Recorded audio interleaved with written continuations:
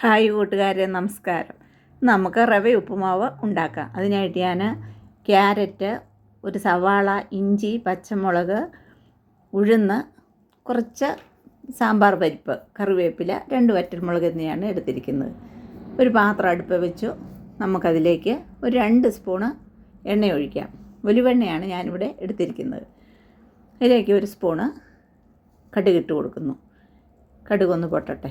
കടുക് പൊട്ടി വരുന്ന സമയത്ത് നമുക്ക് ഇതിനകത്തേക്ക് 1 സ്പൂൺ പരിപ്പ്, ഇത് സാമ്പാർ പരിപ്പാണ്, ഇട്ട് കൊടുക്കാം. 1 സ്പൂണ് ഉഴുന്ന് ഇടുന്നു.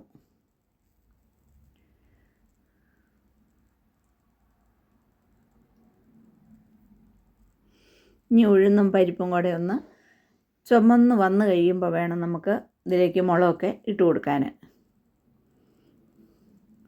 ഈ പരിപ്പും ഉഴുന്നും ഇട്ട് നമ്മൾ ഉപ്പുമാവ് ഉണ്ടാക്കുമ്പോൾ അതിനൊരു പ്രത്യേക സ്വാദുണ്ട്. ഇത് നമ്മൾ ഉപ്പുമാവ് കഴിക്കുമ്പോൾ ഇത് കടിച്ച് കടിച്ച് കിട്ടുമ്പോഴാണ്.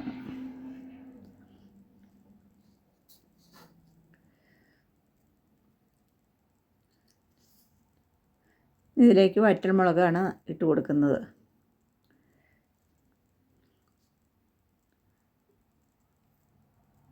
ഒന്ന് ചുവന്ന് കഴിഞ്ഞു.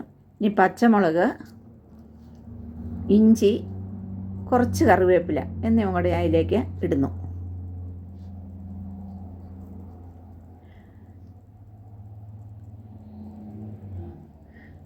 ഇനി എല്ലാം കൂടി ഒന്ന് മൂത്തതിന് ശേഷം ഞാനിവിടെ ഒരു സവാള കുരുകുരാന്ന് അരിഞ്ഞു വെച്ചിട്ടുണ്ട്. ആ സവാളയാണ് ഇട്ട് കൊടുക്കുന്നത്. ഈ സവാളയൊന്ന് നന്നായിട്ടും വഴന്ന് വന്നതിന് ശേഷമാണ് നമ്മൾ ഇതിലേക്ക് ക്യാരറ്റ് ഇടുന്നത്. അല്ലെങ്കിൽ പിന്നെ എന്താണെന്ന് ചോദിച്ചാൽ ക്യാരറ്റിൻ്റെ കളർ അങ്ങോട്ട് പെട്ടെന്ന് മാറിപ്പോവും. അതുകൊണ്ട് അതിൻ്റെ കളറ് കിട്ടാൻ വേണ്ടിയാണ് അങ്ങനെ ചെയ്യുന്നത്. സവാള വറ്റുന്നതിനായിട്ട് ഞാൻ കുറച്ച് ഉപ്പും കൂടെ ഇട്ട് കൊടുത്തിട്ടുണ്ട്. ക്യാരറ്റും ചെറുതായിട്ട് ഞാൻ ഇവിടെ അരിഞ്ഞു വെച്ചിട്ടുണ്ട്.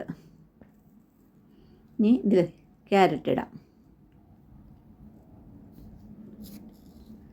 ഇനി ഇതെല്ലാം കൂടെ നമുക്കൊന്ന് വഴറ്റിയെടുക്കാം.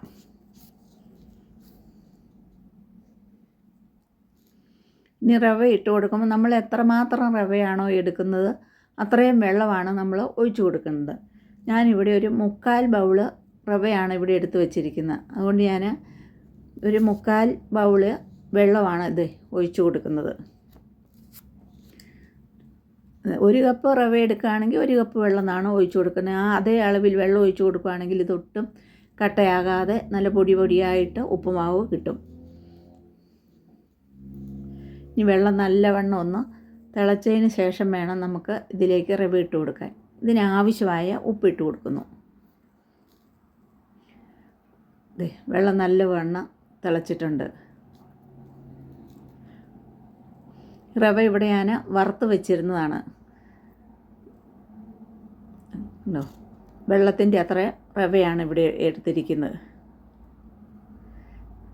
ഈ റവ ഇട്ട് കൊടുക്കുമ്പോൾ ആ കൂടത്തിൽ തന്നെ നമ്മളിങ്ങനെ ഇളക്കി കൊടുത്തുകൊണ്ടിരിക്കണം. അല്ലെങ്കിൽ പിന്നെ അത് കട്ട കെട്ടി കുഴഞ്ഞൊക്കെ പോകും.